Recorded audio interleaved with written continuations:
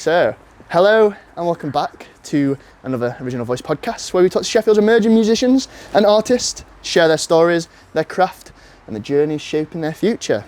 Here at Hagglers Corner today with Monqi. Hi. Monqi, Monique. Yes. Monqi stage name, Monique. Yeah, you can call me either of those. Through delicate poetry, Monqi invites you to explore her surreal and introspective world. Her work, at its heart, radiates a warmth that is uplifting, Melancholic. and calming all at once. Her lyricism is an intimate autobiographical journey. Would you like to introduce yourself a bit deeper than that? My name is Monqi. You can call me that, or you can call me Monique. We'll go Monqi for now. That's my government name. But your Spotify name and your musical name and your gig name is Monqi. And I like that.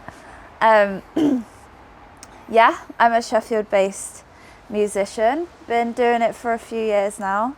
Just released my second single. Single. Which we're going to talk about a bit later on. It's called Stoke the Fire. Yes. But we'll delve into that. Yeah. Once we get to know you a little bit more. Let's get to know each other. Normally on the podcast we do a quick fire, this or that. Nothing too serious, it's just very simple questions. Just to get to know you a bit deeper. Okay. So first question, studio or stage? Stage. Stage. Why? It's fun. It's fun to dance around and play with the audience, and I love being in the studio and recording. It's maybe my favourite thing in the world, but it's just such a different thing than being in there in the moment and Is that because you've perfected everything in the studio already, now you get to showcase that to the world? Yeah, it's so different because when you get a song or when you go to record it, it's this is the version of it that is going to be cemented almost. There's a lot more thought. Well, there's not a lot more thought goes into it. It's just a very different way of... It's more fun. It's more fun in a different way. Okay. It's very just different. But studio, you say, is your favourite thing? I think it's all just my favourite thing in the world. Just music in general? It. Yeah. Fair enough. Acoustic vibes or electric energy? Ooh, probably acoustic vibes. Yeah? Yeah. Yeah. Big crowd or small crowd? Depends on the crowd. Ooh, okay. Okay, so what if the big crowd's really quiet, kind of boring? No. Small crowd, well into it? Yeah. Yeah. Yeah. Let's have fun. I love when you can tell when all of my friends have come down to one of my gigs because everyone in the audience is just feral. Yeah. And I'm singing my little song, my little heart song that's I'm so emotional and all of this stuff, and all my friends are just yes, sign my tits. I'm I love you guys so much. It's just, it's nice. amazing. We were at your gig at Alder. Yes. And all your friends were there. Yeah. And that was a really beautiful set. I think, would you class that as a small crowd or a big crowd for you? That was... Because it's packed. We sold it out, and that was our first headline show. There you go. As well. So a big crowd full of people that you love. Yeah, that would be amazing. What you want. Yeah, that would be the dream. Morning inspiration or late nights? Morning. Really? Yeah, I'm not as much of a night owl as I used to be. That surprises me. I feel like you're cozy, warm. I'm cozy, warm. Last night I was sat up till I don't know what counts as late. I was up till 11:30 last night, and I was this is crazy on a Friday night. You're crazy. What, writing or just? Just doing some practicing on my guitar, and then, but I just end up spending loads of time staring at my phone, and it's not very good. Yeah, I'm really bad at procrastinating. Yeah. Like doom scrolling. Yeah, and I was just doing that. I think I love waking up and writing in the morning. I think that's a really nice way to start the day as well. So you can just wake up and just be straight on it? Yeah, some of my favourite days are days when I can I've got enough time that I can just lounge around and read or write. That's the perfect morning, I think. City Yeah. or country? Probably Countryside. countryside. Yeah? Yeah. Grew up in a village. Where'd you grow up? I grew up near Peterborough Okay. in a tiny little village called Upwood. Upwards. Yeah, and it's so cute there. But like there's nothing there at all. Like the nearest town was like, yeah, there's no shop in the village. It was like a 4-mile walk to go to Tesco. That would be a whole day out. It would be so exciting. Day trip to Tesco. Big Tesco or? It was like a Tesco medium-sized Tesco. Yeah, There was okay. like berry stores as well, Yeah. where we can go ride bikes and like go. Is this why you kind of decided to move to Sheffield? Yeah, you're like, definitely. okay, city vibes, but we have the countryside. Exactly. That's kind of, I just fell in love with Sheffield Yeah. for that reason. Spend a lot of time in the peaks. I think it shows in the writing. Yeah, if you watch also the music video was Yeah. in the peaks, right? Yes, at Barbrook.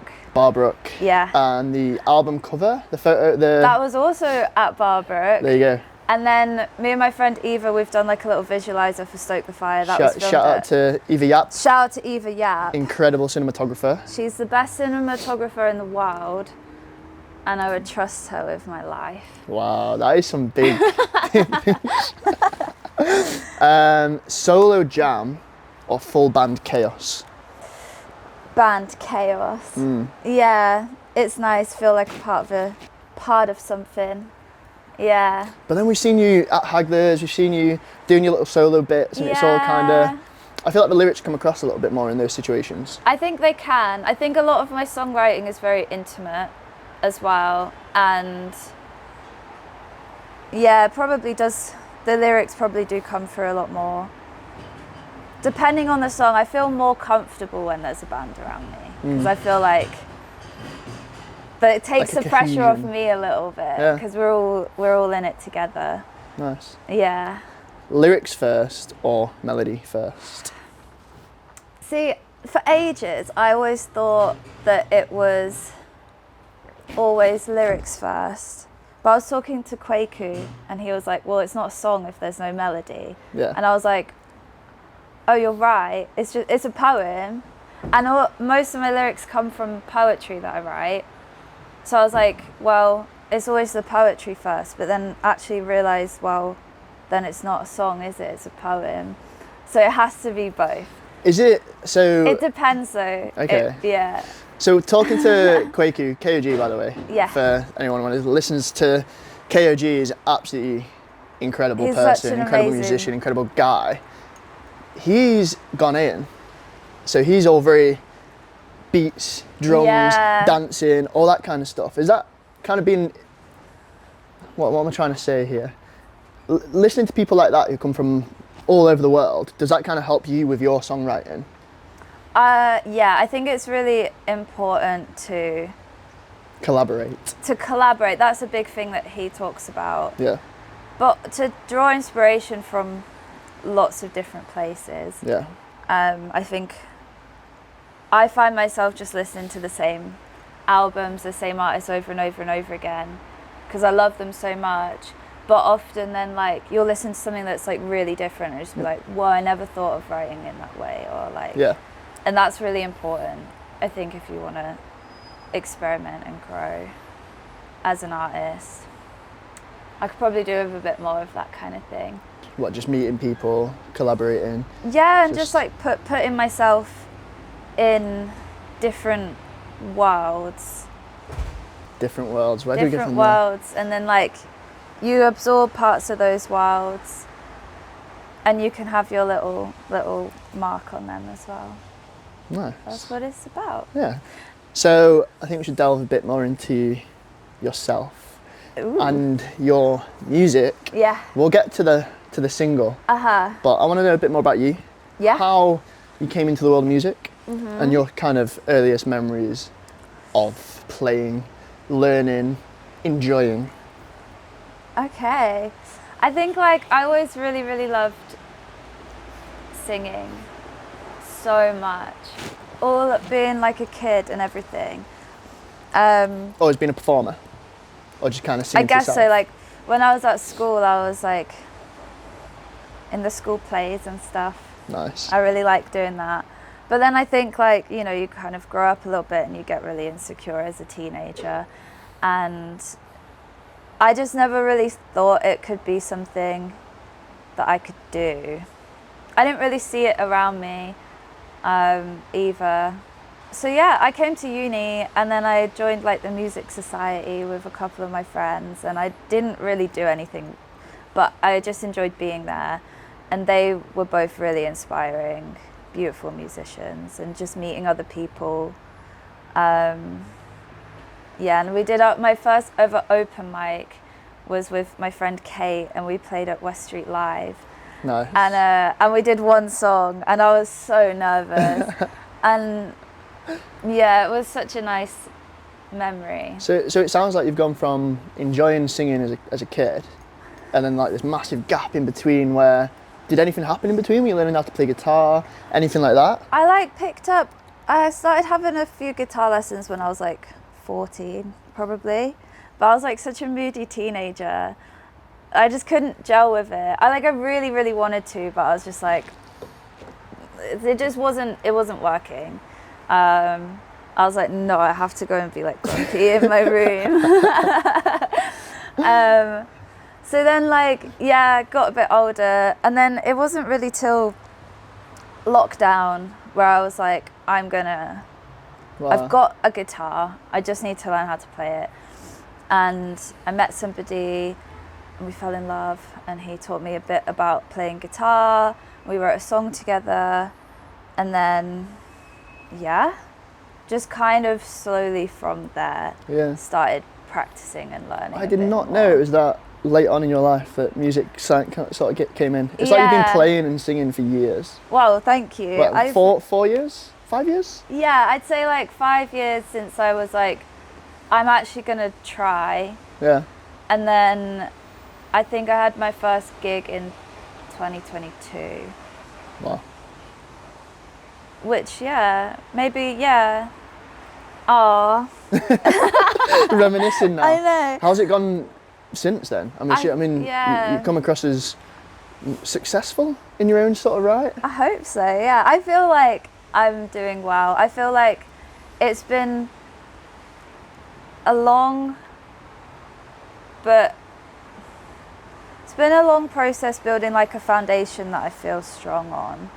Because like I was writing songs a few years ago, and they were like, it's your first song you've ever really written. So, did you have any sort of inspirations growing up, or as a kid, you say you're 10-year-old Monique?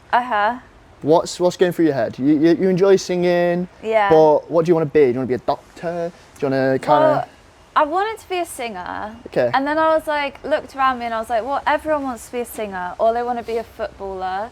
And I was like, well, what's actually going to be like, not everyone in the world is a singer or a footballer. So I want to be like an archaeologist.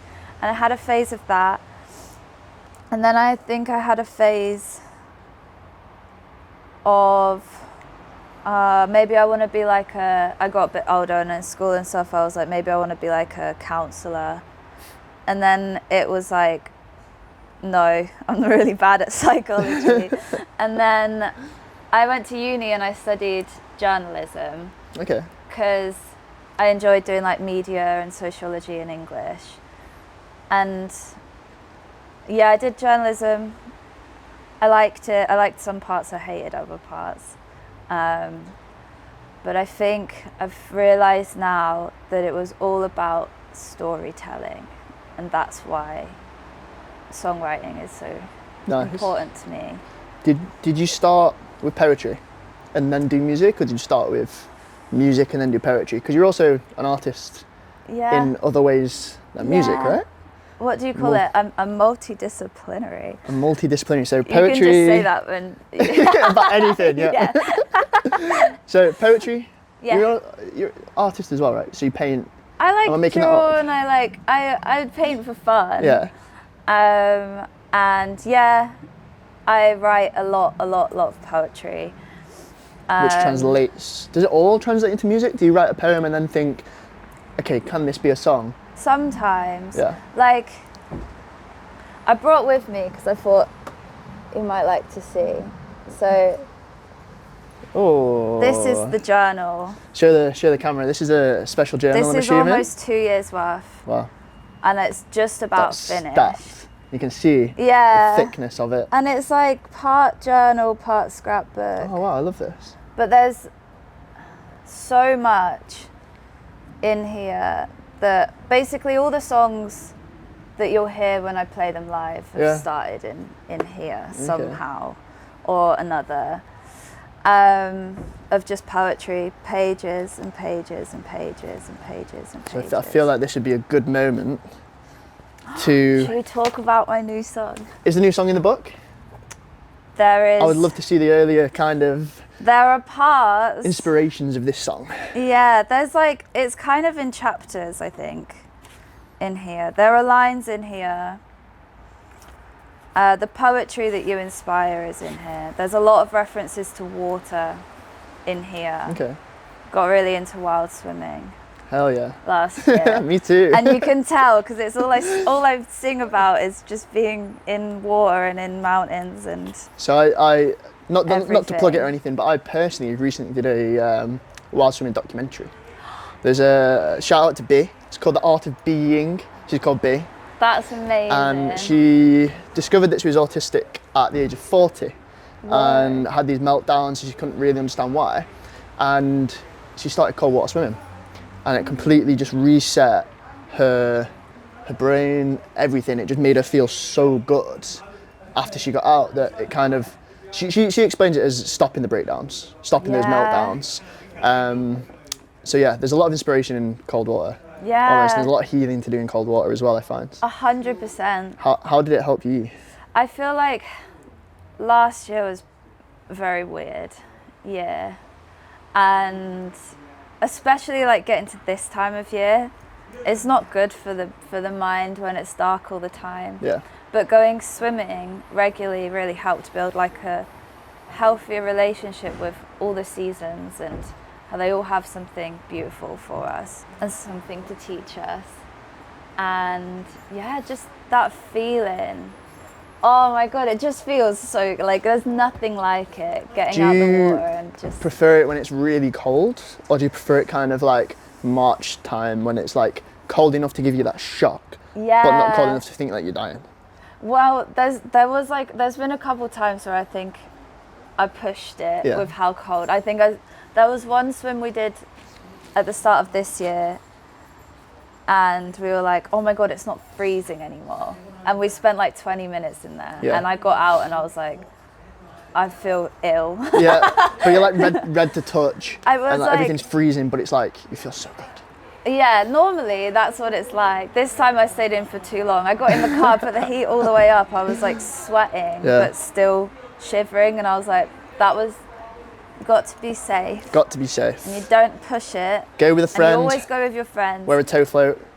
Yeah, yeah. And you always have like a hot tea and like loads of layers put on. And what do they say? Like 1 minute per degree of temperature. Oh, so if you can't do that, get out. That's a good one. They say like if your skin starts tingling, feeling hot, get out because that's like that's like this. Yeah, that's what I tend to do. Reality is cold water swimming is incredible for you. It's good for you. But just be safe. Yeah. And on that note, you have a new single. I do. Stoke the Fire. Yes. So, do you want to tell me a little bit about it? Because I listened to it and I was like, okay, really calm. First sort of 30, 40 seconds, I was like, wow, this is kind of typical typical Monqi. When I've seen you play, I'm like, yeah, this is nice. It's kind of dreamlike, calming, flowy. Yeah. And then it gets a bit heavier. And then what I did notice, it was seven minutes. Yeah, it's like long? nearly 8 minutes long. Yeah. I'll let you delve into a little bit more about what it's about, where the inspirations come from for it, the name of it. Because the lyrics are pretty pungent. Pungent. That's not the word I was going to say. Punchy. Punchy. Not pungent. The lyrics aren't pungent, they are punchy. Yeah. So I've described this song as an exploration into rage and desire. And I think it does both of those things.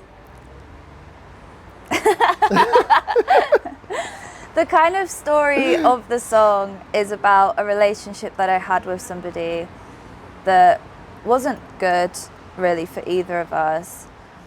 There was a lot of this like push and pull like dynamic of like wanting to be close to this person, realizing that they're not actually seeing me at all. They just kind of have this desire, but is it really for anything that's like deeper inside? And then me realizing as well that I really wanted that person, but I wasn't really seeing them for who they were either. I was projecting a lot onto them and imagining that they were this person that they weren't, and then ultimately being disappointed. Maybe neither of us were really seeing each other, but through like reflecting on that relationship, I could understand myself better. And like, why am I perpetuating this cycle where, yeah, it's not good. Yeah. There's like this tension of like, I don't think that this person can really give me what I'm looking for, but I'm still playing with that fire. Yeah. And that's kind of the essence of it. So speaking on that, one of the lyrics is, without your language, you're naked. Without my body, I have nothing for you to desire. Yeah. Such a vulnerable lyric. Yeah. To kind of speak out loud. Do you think that you have to go through these vulnerabilities and these painful moments to be able to write?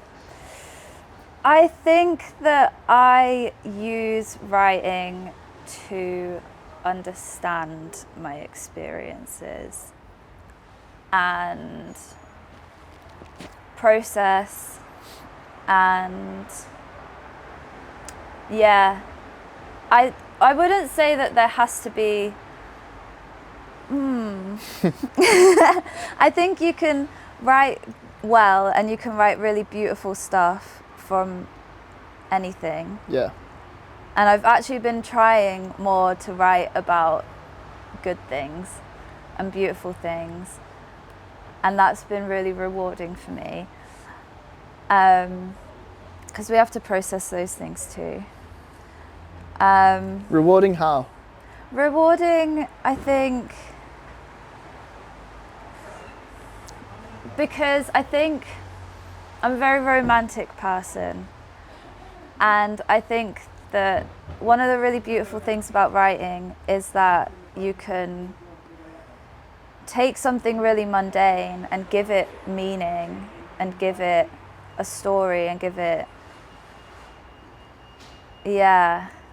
And that I think that the process of doing that is quite romantic, and to make anything romantic is to give it a kind of beauty, which I think is quite a powerful tool when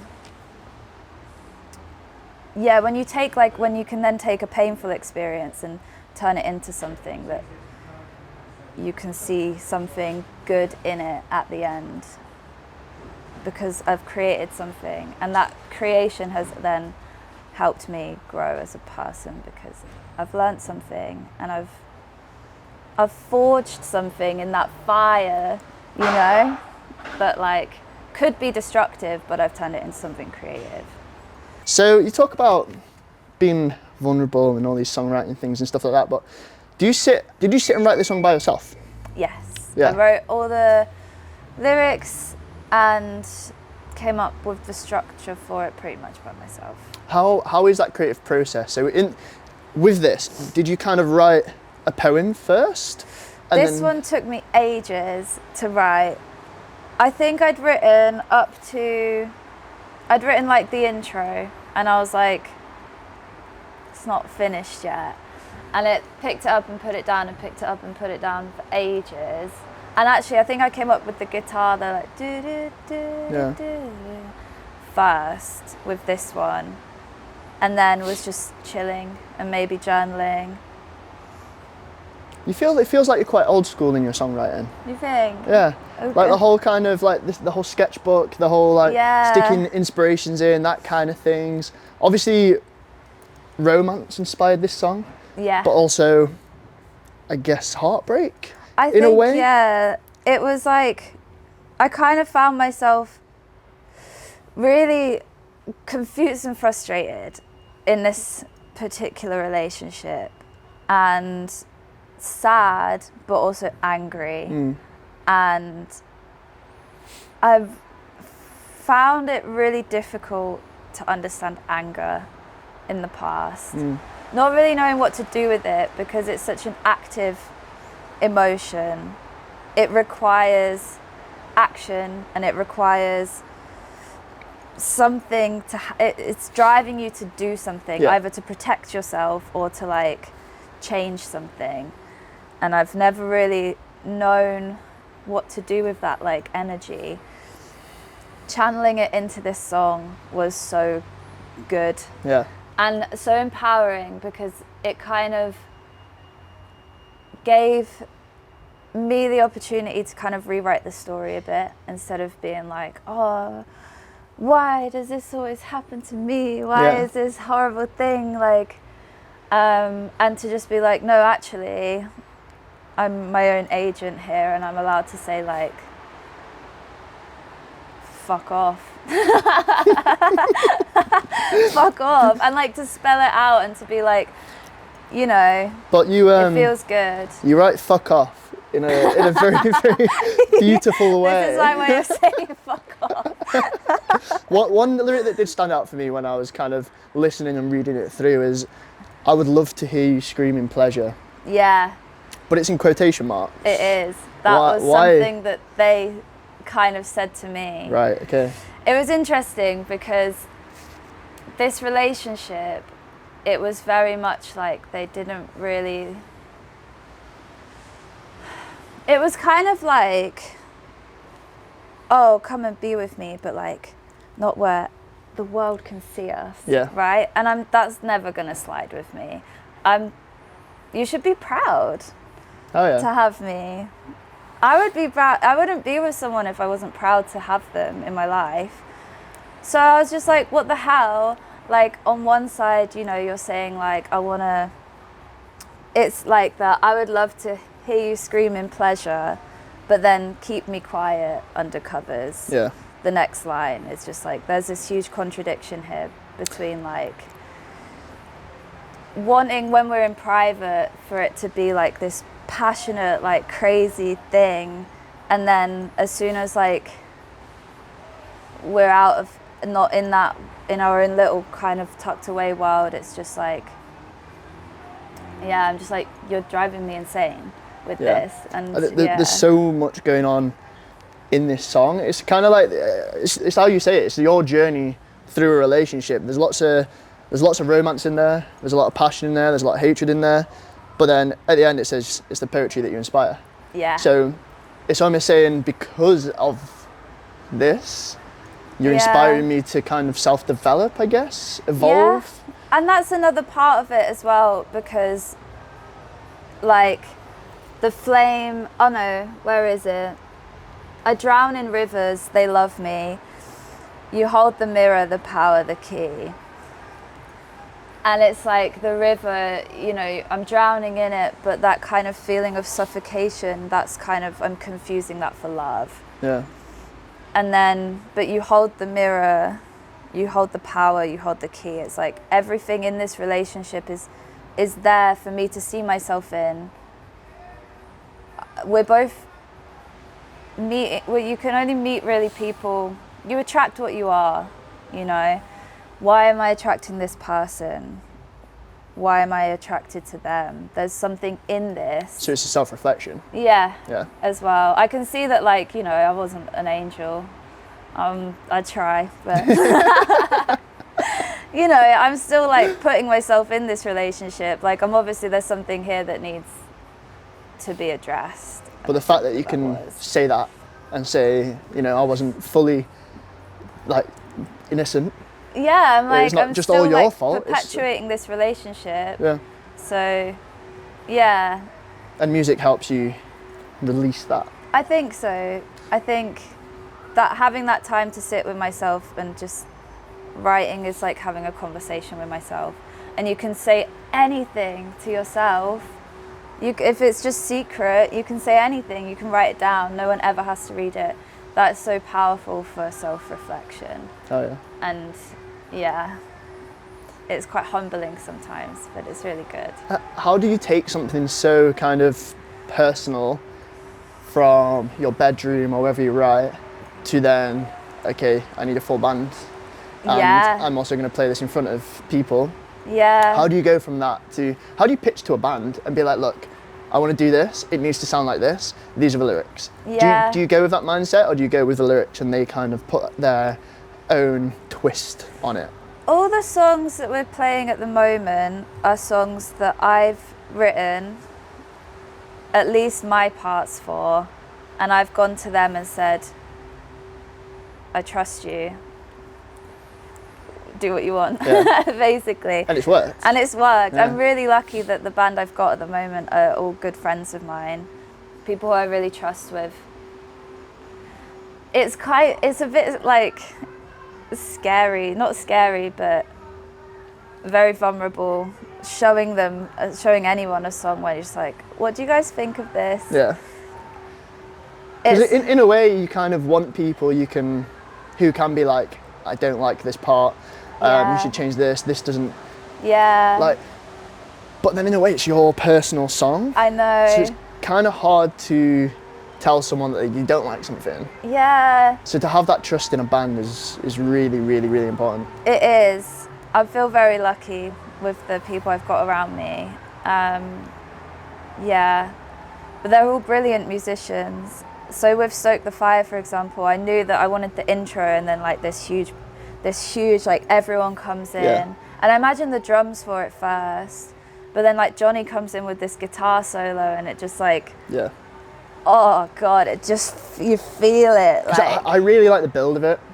It's kind of like, builds really slow, but really kind of like dreamy, yeah. kind of nice. And then it's just like straight in. Yeah. But it doesn't come in until like It's two and a half like 2 minutes. minutes, yeah, 2 minutes of intro. And it's like, yes. I mean, it's just raw emotion. Yeah. It's how it feels. Yeah. And that paired with the lyrics is like, Oh, I'm really glad beautiful. that like comes across. Yeah, it builds and it really like allows that emotion to come through. Is this your first time working with a full band on a track? Yeah, yeah. We had our first full band gig earlier this year, supporting Faint Pain at Shakespeare's, and that was amazing. And then we had our headline. That was our second ever gig as a full band. Wow. I feel like I have to stop talking. It's fine, because this this one's running, so it's fine. I'll just cut to this one if someone walks in front of that one. I didn't even think of that. I might just keep it saying it's quite funny. Yeah, it's quite every funny. time someone's done that, you just go, yeah. I forget that you can still see me. So Yeah. you've done a lot in a short space of time. It feels like. I hope, yeah. I feel like it's really hard because you're always going to compare yourself to everyone around you, and especially when like all the people around me are people who have been doing it for a really long time. A lot of them anyway, and I sometimes just think like, oh man, I just want to be where you are, or I just want to. I don't know. It's hard to always feel like you're good enough, but I know that is just the mindset, and When do you have like kind of goal of you're gonna hit, and then that's when you can say to yourself, I'm good enough? Do you think that'll ever come? It's quite a deep I think question, it comes isn't and it? goes. Yeah. Like I'm so proud of everything we've achieved this year. We've done so much, and I think actually a lot of the hard work is completely behind the scenes. A lot of the hard work is sitting and writing, and then a lot of the hard work is, you know, practicing and writing the songs as a team. And then obviously there's the recording, and then there's the release, and then there's talking about it and like getting it out there. But But then there's the next one. But then there's always going to be another one, and that's so exciting. I think to myself, like, you know, I've been doing this for a few years now, and I've only got, like, until now, I only had like one single. Well, I had a collaboration as well with Longhorn. Mariposa. Mariposa was my debut single. Yeah. How's that gone on? It's good. I'm so proud of it, and I'm actually so proud as well of the going from that song, and then this. Yeah. Completely different. Yeah, very different, and that just feels really good. Does that reflect your development as an artist, or does it just reflect the time that you wrote it and like where you were in that period? I think, yeah, this is what I'm so proud of. At the start of this year, I was like, I want to have a full band. I want to play a headline show. Tick. And I've done Tick. it. I've got a new single out. It's like steady progress. Yeah. And yeah, this foundation that I've been working on for like years, I'm seeing it grow now, and it's my own timeline and it's my own way, and that is good enough. It just has to be, because what else will it? There's exactly. There. So I guess the question is, what's next? You've just been nominated for Exposed Best Unsigned Artist Award, and you've been accepted onto Hybrid's Artist Development Program. So do you want to talk a little bit about both of those? Yeah, I mean, yeah, we got nominated earlier this year for Exposed Award. That was amazing. I'm so grateful for that. That's incredible, because that gives you so much coverage as well. Yeah. And it's just such a positive thing to talk about. I know, it was really nice. I felt very honoured. Next year we can either win it or we'll be signed by then, so. Damn. I mean, that's a big word. Damn. Wait, are they your goals, or is that like the reality of? No, these are just my dreams. So in a year's time, we're going to revisit this, and we're going to do another podcast. No. Monqi's going to either be signed, or she's going to win Exposed So if you Unsigned want to Artist. sign me so that I can write 1 million records and go all over the world, then just do it. Get in touch. Yeah. No, for real though. If I get nominated again, I would be very grateful. I just feel like the Sheffield music scene is like, there's a lot of really good stuff happening, and even just be a part of that feels very special. And Hybrid is kind of at the forefront, the spearhead of that. Yeah, like the artist development program that I've been on has been amazing. We recorded Stoke the Fire using studio time that was part of that program. It's just, giving artists, like grassroots organisations working with independent artists, is just amazing. It keeps us all going, keeps us alive, keeps the scene alive. This was all funded by the Arts Council as well. It's just, it's beautiful to see. It's just so good. And It feels like you're doing a lot as well. You've had a Sky's Edge done a review on you. Oh yeah. Which I don't read it all, but it's if you want to see Sky's Edge magazine on Instagram. Yeah. And they've done really a great good. review of Monqi's new single. Would you like to? Quote on there. This was actually a quote from a different article they wrote about me. Oh, is it? Is it not about the Yeah, single? it's not. But you should read that one. That's why you should do your research on a podcast. I saw this what you sent to me. Yeah. And I thought it was about the single. My press release. I feel silly reading this out. Why? Monqi continues to solidify her reputation as an artist to watch. Her butter-smooth voice glides effortlessly over introspective, emotive lyrics, earning her a growing following in Sheffield and beyond. It's beautiful. It is beautiful. I feel so grateful. The scene in Sheffield is just so lovely, and it's. I feel very honoured to be a part of it. You should. Sheffield's a beautiful place to be. I love it. It inspires a lot because of the nature. Yeah. And the music scene is definitely growing here. I think or at least so. resurging. It's coming back, it feels like. There's a lot of challenges. We're seeing a lot of venues really struggling. Yeah, of course. But that's a whole other kettle of That's fish. a whole thing. The whole music industry right now is Music fucked up. industry is an absolute crazy machine. Because no one's making money in music, and they're putting so much time into it, so much skill, but everyone else is benefiting from it. Like free gigs, what the hell? Like Yeah. why are artists doing free gigs? Because it's normalised. Do it. I guess 'cause it's Yeah, normalised. man. Gig venues are like, oh, these guys want X amount of money, so we'll just get Johnny from down the road to do a gig instead. Yeah. And it's kind of, people like you are completely undervalued.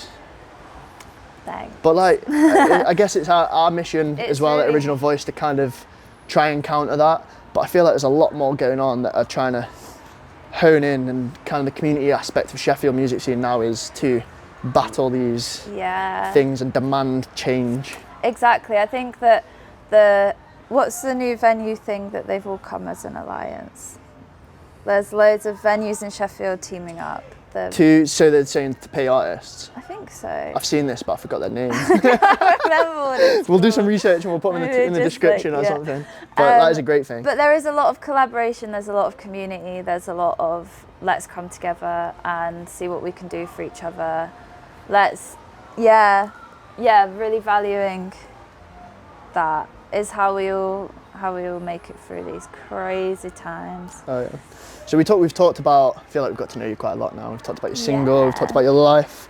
If you could Life. go back in time and give yourself some advice to be successful in music or successful in life, or just someone else who's starting out in music, what advice would you give to them from the start to now?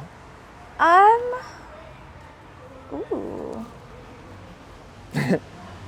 I think I'd say like, don't be afraid to be really, really bad at it. Because like, you are gonna be you're not gonna be amazing. Maybe You're some gonna advice instead. It don't matter if you're crap. It doesn't matter if you're shit, like, but for real, like, I think that so many people, and I do this too, don't start something because they're worried about being shit at it. And it's like everyone is shit. Everyone's really bad at stuff. Yeah. Everyone's really, really, really bad at something, and that is a good thing. Also, 'Cause you can only get better. You can only get better. That whole thing of like, there's always going to be someone who's better at me than this thing. That's a really good thing, because that means that there's teachers everywhere. All around you, there's someone that you can learn from. And if you can harness that, you can just grow so much. Let yourself be vulnerable. Let yourself be embarrassing. Let yourself put yourself out there. It's so brave and it's so worthwhile. And you'll find yourself getting stronger and getting more confident and getting more. I love that. Yeah. So you're saying just go out and do it then, Just do it. no matter what. Just go for it. Just if you have something in you, if you have something that makes you happy, if you have something that maybe you're a little bit shy about, doesn't matter. Put yourself around people that make you feel safe. Put yourself around people that support you. Find people who inspire you. If they're, yeah. So take the negatives, take the positives of being shit. Yeah. Because Being shit, you can only go upwards. yeah, you can only get better. It's a really good thing. Put yourself in environments where you feel inspired, even if you're just there to absorb it, and you don't have to do anything that you're not comfortable with. But then finding that balance of like, this level of discomfort is actually quite good for me.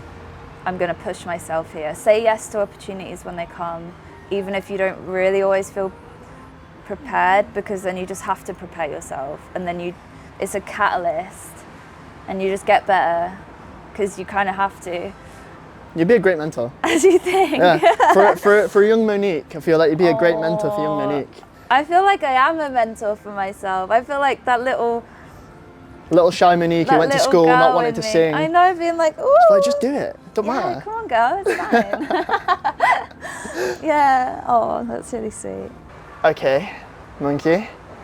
We've delved into your life. We've delved into your music, your personality, My personality. your songwriting. Yeah. Bit of everything. Is there anything else that you want to discuss before I move on to my favourite section of the podcast? I don't think so. Any shout outs that you want to give? I'd like to say shout out to Hybrid for being so supportive.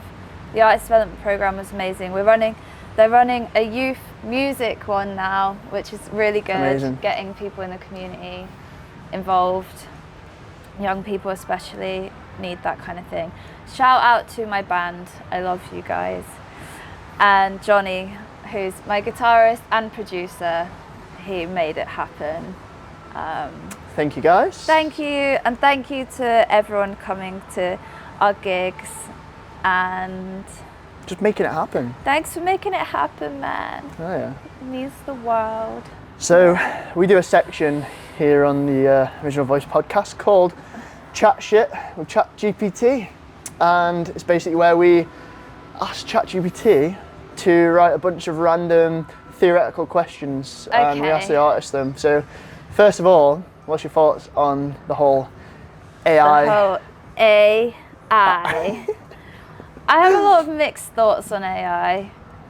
In a music realm, how do you feel? I think it's really, really, really shit that like AI music is being platformed over working artists, especially by company, like specifically with Spotify and stuff, who like don't pay you jack, man. They don't pay you fuck all for like your streams and everything, and it's like, it's just BS. AI is really bad for the environment as well, and that's an important thing to think about. I love the day I did the camera then, it's like, think about it. Yeah. But I also understand that, like, you know, it's a tool, and if we can figure out a way to make it a sustainable tool, then that can be really good. I think there's a lot of people who are very afraid that like AI is going to replace artists in everything, and then the counter argument to that is like, no, you still need people. How can AI do a gig? AI could never do what I do. Exactly. AI could never. The imperfectness, if that's a word. Yeah, imperfections of humans are so perfect in a way. Exactly. You need it to be messy, you need it to be unpredictable, and AI can't do that. Yeah. Like if someone's feeling a song, like if the crowd's feeling a song, you can carry that song on. Yeah. Whereas AI would you just can improvise. Play that song. There's just something that it can't replicate. Do you use it? Yeah. I have never used it on purpose. You know, like now when you Google something and it comes up with the AI thing, and like I use that all the time, but I don't have ChatGPT because you have to make an account to use it. I don't have that. I don't know about it. So I'm a bit frightened by it. I hate to admit that I use ChatGPT quite often. I think it is a good tool to use in things like this, in perfecting emails, in a business model. Yeah. It's very useful, but in an art model, it's horrendous and you should be nowhere near it. Yeah, I think like that's a good way to kind of think of it, because it is a tool. It can organize you. It can, But then I say that streamline your productivity. Yeah, I say that, but I have seen an AI Homer Simpson singing Dear Maria, Count Me In. And it's really good. God. So, you know. I never thought I'd actually need to hear that. It's really good. Like sometimes AI makes really silly videos and I watch them on my phone and I think that they're funny. So I don't know. Man. It's should we ask you some AI questions? First up, this is non-AI. This is a discussion that we've had with every band. When does a knife become a sword? A sword has two blades, doesn't it? Okay, so it's double-ended. A sword has one, and then it's sharp on both sides. So nothing to do with length? Can a sword be this big? A knife could Well, you know, like a machete, is that a knife or a I sword? don't know. It's such a, I can't remember, me and Jordan asked this question to each other and we went into so much length about it. Because the last act we had on just said anything above 6 inch. 6 inch? Yeah. I've seen a knife bigger than 6 inches. Yeah? Yeah. Yeah? A knife bigger than 6 inches. Yeah, I mean, like, think about like go in the Would that not be like a cleaver? a cleaver, yeah, like that's a knife, isn't it? I would class a machete as a knife. I think it's a knife. But I think machete is kind of a separate thing. So is it, we came to the conclusion. Is it to do with like the handle? We came to the, or what you use it yeah, for? Intention. Intention. Yeah. Ooh, the intention like, is what makes it a knife. You're not going to use a sword. I feel like you don't stab someone with a sword. I feel like you slice them. Ooh. It's very much... But that's kind of what you do with a machete though, no? That's more on trees. But no, I feel like a machete, if the intention was to hurt someone, it's very... What would you count as like a saw? Is that... A saw? A saw. Is That's that a like a tool. different thing? Yeah, I think that's completely That's not separate. a knife. That's got teeth. But so does like a steak knife.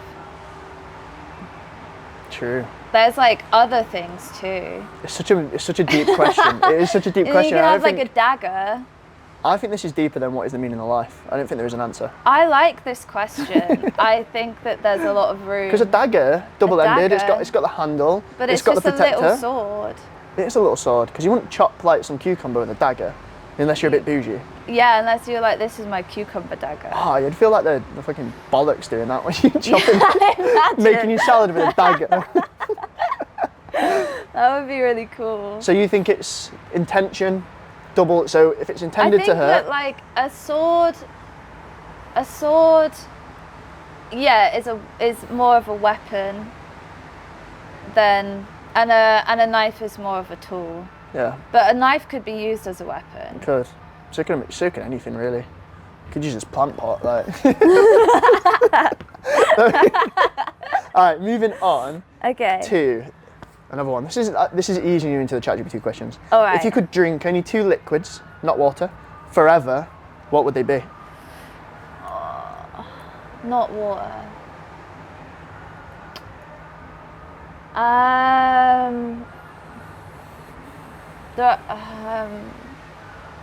That's a hard one. And it won't kill you, if that makes sense. So I can drink anything. Yeah, it's not that you're going to go a week without water. And then Have you tried petrol? No. I think like I'd probably want like one hot drink and one fizzy drink. Okay. So then it's the choice between tea or coffee, which is really hard because I've had to wean myself off coffee because I drink too much of it and I go evil. Evil? I go evil. It affects me. We won't have a coffee after this. No, I've already had one coffee. I'll be okay for a while. But tea you can drink more of. So I'd probably go with tea. And then probably a fizzy drink.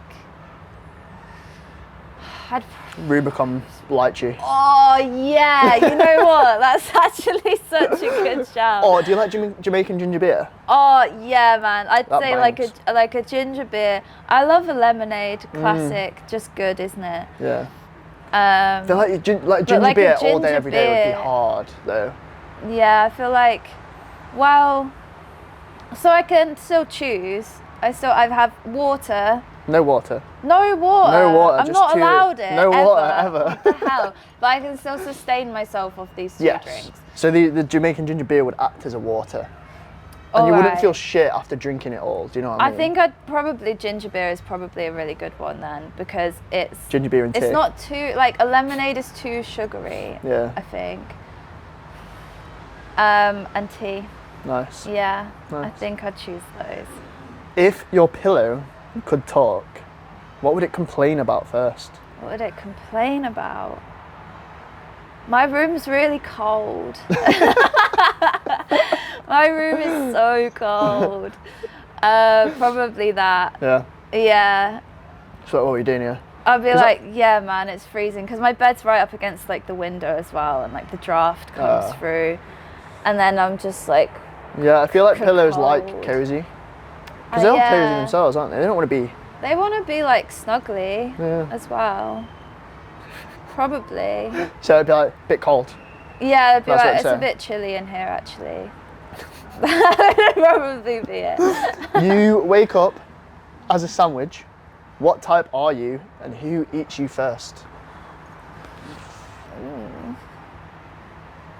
What kind of sandwich would I be? I feel like you'd be a nice sourdough.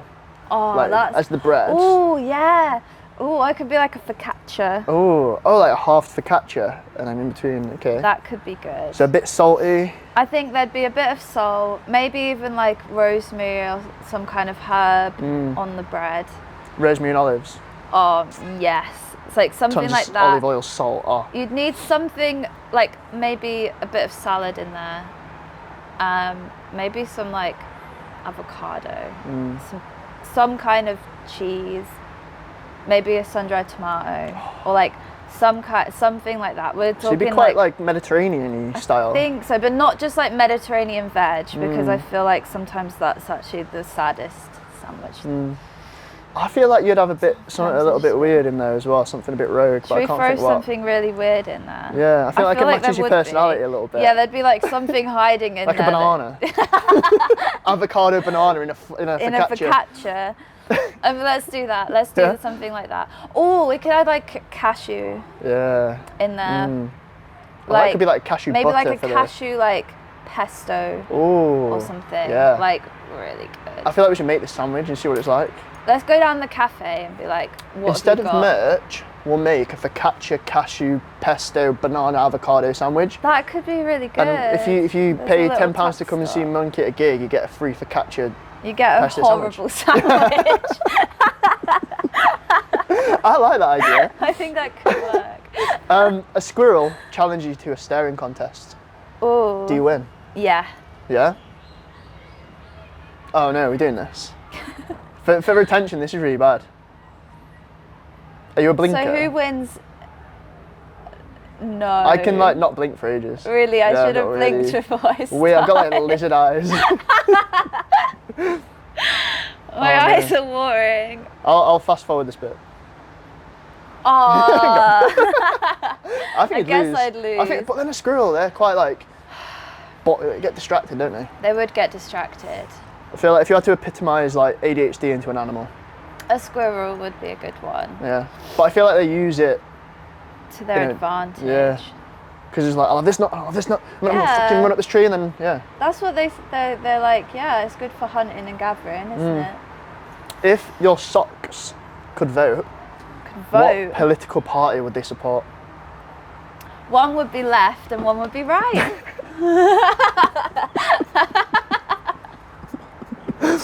And they work in cohesion together Yeah, they work together. to form like a middle.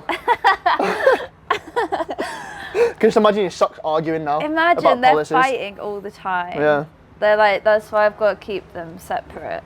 That was really good actually. That I didn't was even think of actually that. I was like, you can communicate via song lyrics for a day. What's your go-to line? Or your go-to song? Only song lyrics. Only one song. Yeah. Horse And with no name. Horse with no name. So you walk into a cafe. Fair. I actually don't know much of the lyrics to that. Oh man, I know all. It's my like karaoke song. It's that I've song. been through the desert on a horse with no name. Felt good to be out of the rain. So you could walk into the cafe and say that. And they would be like, oat flat white, got ya. Yeah. That does scream out flat white actually. It kind of does. I feel like the like- haircut gives oat flat white. There you go. They would Sorted. be like, I know what you want. Yeah. You can only eat one colour of food for the rest of your life. What colour do you pick? Probably green, because it's I the knew you were going to say healthiest. green. Because you said avocado, I was like, it's going to be green. I think it would be green because there are so many amazing vegetables that are green. But What's your then I favourite wouldn't one? ever be able to have like berries, like raspberries and stuff. Could have Gooseberries? gooseberries. Apples. Apple. Yeah, it would be green. What other green fruit is there? Kiwi. Ripe banana. Pear. Rare bananas. A really, Rare? really green Unripe rare bananas. banana. Avocado, pears. I think I'd get by on green. I think that would be alright. And like, you could get other food and make it green. Yeah. With- I think green's probably the best shout. I feel there's more variety. Yeah, there's a In good green. variety. As long as it's not beige. Yeah. Yeah, just bread Just and pasta. bread. And Yeah. the English diet. Yeah, pretty much. Fish cakes and chips and Yeah. beans. I'm orange, but. Just like mash it all together. It's the last question of the podcast. A lamp starts giving life advice. What's its first tip? You sat there, you're in a coffee shop, Sat there. you're in the room and the lamp turns on and it goes, Monqi, I feel like the lamp would say something like, you can light up a dark room. yeah, I feel like it would say something really inspirational. It would just be like, you know what, like without the darkness, then we don't have any purpose, we don't have Yes. any meaning. Without the darkness, there would be no light. Exactly. Oh, we got this in the It book. would say something like, I'm gonna have to find You look it. so evil scrolling through this book. You're like, It would say something like, hope less for what you are and move towards the dark that brights the star. that's exactly what it would say. Yeah, That is exactly, yeah. that's what it would say. And on that note, it's been wonderful Oh, having you here today. Thank you so much for coming on. Thank you. I've had If- a lot of fun. If anyone wants to listen to your new song, where should they find it? You can find it on all the streaming platforms. You can buy it on Bandcamp. That would So be go to Bandcamp. epic. Only go to Bandcamp for Yeah. it. 'Cause you should pay. Yeah, especially on a Friday, because then I get to keep all the money and they don't take a cut. On a Friday? On a Bandcamp Friday. Oh, that's so rude. Yeah, but you can find me. I'm not that hard to find. If you just go out into the woods and you shout for me, I'll be there. Eating your avocado Oh yeah, I've got Sammy for you. and your rare bananas and your focaccia pesto. But it's been actually a pleasure to have you on. Yeah, it's been it's really good. Monqi, by the way. Anyone Monqi. watching who doesn't, but link in the description.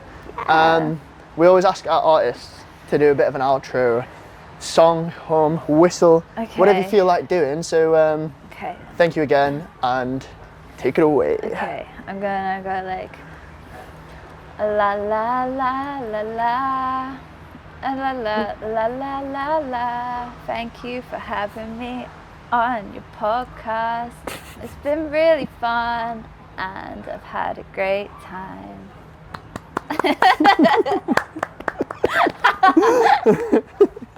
Yay! Thank you very much.